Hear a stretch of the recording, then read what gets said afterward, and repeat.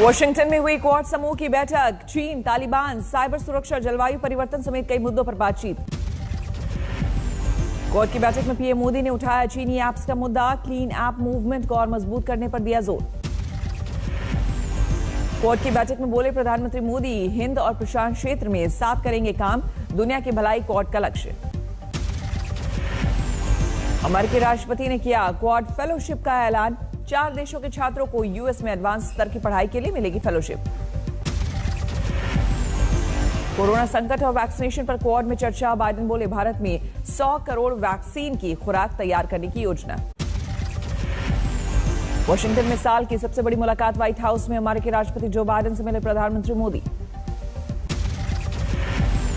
White house में दोनों नेताओं के बीच दिखी जबरदस्त गर्मजोशी। अमेरिकी राष्ट्रपति ने पीएम मोदी का किया शानदार स्वागत।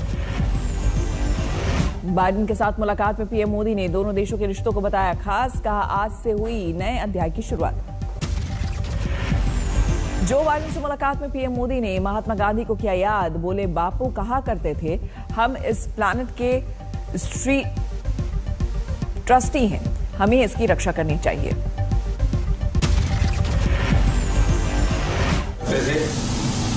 ये प्लैनेट के हम ट्रस्टी हैं और हमने हमारी आने वाली पीढ़ियों को एक ट्रस्टी के रूप में ये प्लैनेट को हमने सुपुर्द करना होगा।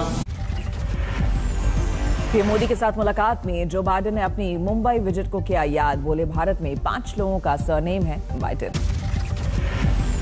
पीएम मोदी के साथ मुलाकात में जो बाइडेन ने खुले दिल से की बात। कहा शांति और सहनशीलता की जरूरत। व्हाइट हाउस में एंट्री के बाद पीएम मोदी ने विजिटर बुक पर किया हस्ताक्षर। दोनों देशों के रिश्तों को अक्षरों में किया दर्ज। आज यूएन महासभा में प्रधानमंत्री मोदी का संबोधन। भारतीय समय के मुताबिक शाम 6:30 बजे होगा भाषण।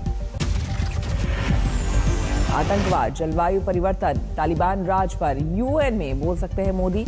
कोरोना महामारी और वैक्सीनेशन पर भी रख सकते हैं अपनी बात। पीएम मोदी अमेरिकी राष्ट्रपति को दिया भारत आने का न्योता। क्वाड की बैठक के बाद वॉशिंगटन से न्यूयॉर्क के लिए रवाना हुए। संयुक्त राष्ट्र महासभा में पाकिस्तान ने फिर अलापा कश्मीर राग। तालिबान के लिए नए वादों की दलील, मदद की लगाई गुहार।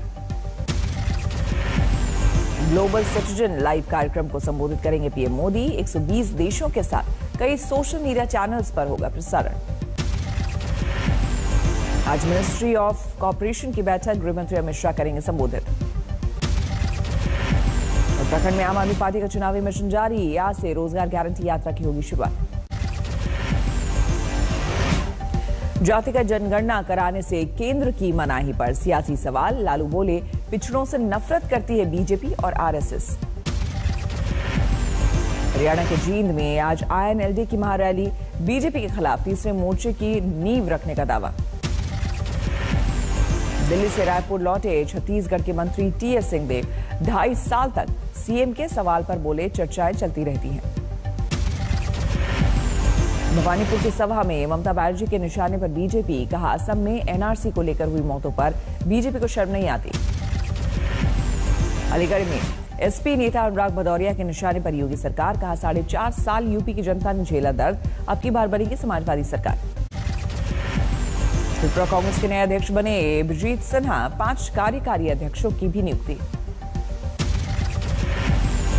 भवानीपुर में ममता के खिलाफ बीजेपी का प्रचार तेज। आज प्रियंका टिब्रेवाल के समर्थन में मनोज तिवारी की जनसभा।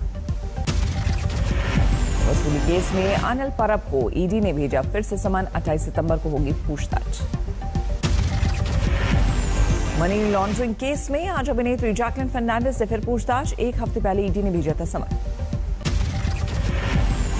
रविवार को नक्सल प्रभावित 10 राज्यों के मुख्यमंत्री संग अमित शाह की बैठक। राज्यों के हालात पर करेंगे समीक्षा। पन्ना में मुख्यमंत्री शिवराज सिंह चौहान ने मंच पर ही लगाई अधिकारियों की क्लास। सरकारी योजनाओं के लिए जानकारी। पंजाब में कैबिनेट विस्तार को लेकर फिर बैठक। दिल्ली पहुंचे मुख्यमंत्री चन्नी। राहुल गांधी से की मुलाकात। गुरुवार की देर रात भी राहुल और प्रियंका से मिले चरणजीत सिंह चन्नी। सुबह ही लौटे थे पंजाब। दिल्ली में राहुल और प्रियंका से मिले सचिन पायलट। अक्टूबर के पहले हफ्ते में राजस्थान मंत्रिमंडल में फेरबदल के कयास। सचिन पायलट से पहले राहुल गांधी ने राजस्थान के स्वास्थ्य मंत्री रघु शर्मा से की मुलाकात। सरकार की तस्वीर में बदलाव को लेकर चर्चा। भवानीपुर में ढोल नगाड़े के साथ प्रचार अभियान करती दिखी बीजेपी उम्मीदवार प्रियंका टिब्रेवाल। मंदिर में पूजा पाठ पर भी जोर। असम के तरांग जिले में हिंसा की आग पर सियासी आंच। अलग अलग संगठनों ने सूबे में बुलाया 12 घंटे का बंद। असम के तरांग में हिंसा के बाद सुलग रही है सियासत। कांग्रेस ने किया विरोध प्रदर्शन। राज्य सरकार पर जमकर साधा निशाना। तरांग हिंसा को लेकर बीजेपी का नया आरोप। सांसद दिलीप सैकिया बोले पुलिस पर हमले के पीछे पीएफआई का हाथ। असम में हिंसा प्रभावित इलाकों में कड़ी की गई सुरक्षा। असम पुलिस और सीआरपीएफ ने लगाए कैंप। दिल्ली पुलिस की क्राइम ब्रांच करेगी रोहिणी कोर्ट शूट आउट मामले की जांच। पुलिस कमिश्नर ने दिए निर्देश। दिल्ली के रोहिणी कोर्ट में शूट आउट। पेशी पर आए गैंगस्टर गोगी की मौत। 2 हमलावर भी ढेर। कोर्ट परिसर में चली करीब 40 राउंड गोलियां। वकीलों के ड्रेस में आए थे हमलावर।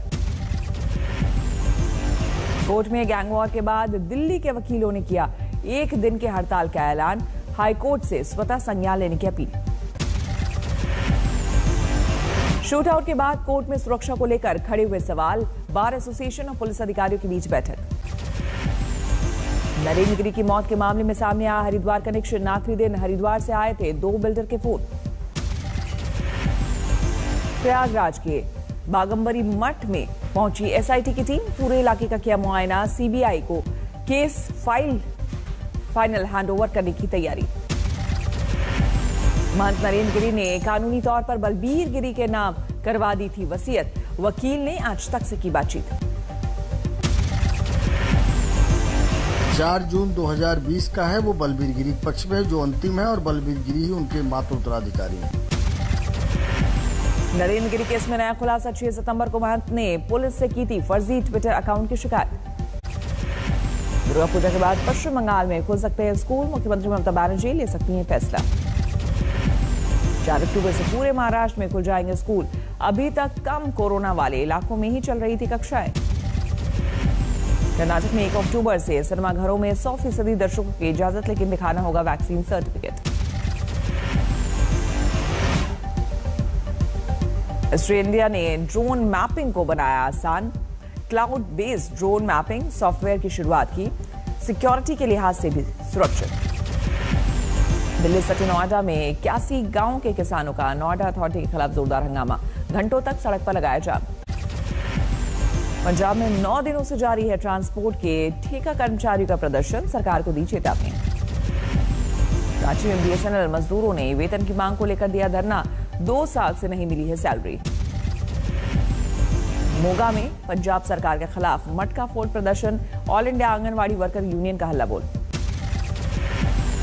धौलपुर में बाल विवाह रजिस्ट्रेशन को लेकर बीजेपी ने निकाला जुलूस। राजस्थान के मुख्यमंत्री का पुतला फूंका। अलीगढ़ में मौलाना कलीम की गिरफ्तारी के खिलाफ विरोध प्रदर्शन। सड़कों पर उतरे मुस्लिम समाज के लोग। यूपीएससी ने जारी किया सिविल सेवा परीक्षा का अंतिम परिणाम। बिहार के शुभम कुमार को मिला पहला रैंक। यूपीएससी की परीक्षा में भोपाल की जागृति को मिला दूसरा स्थान। परिवार में खुशी की लहर।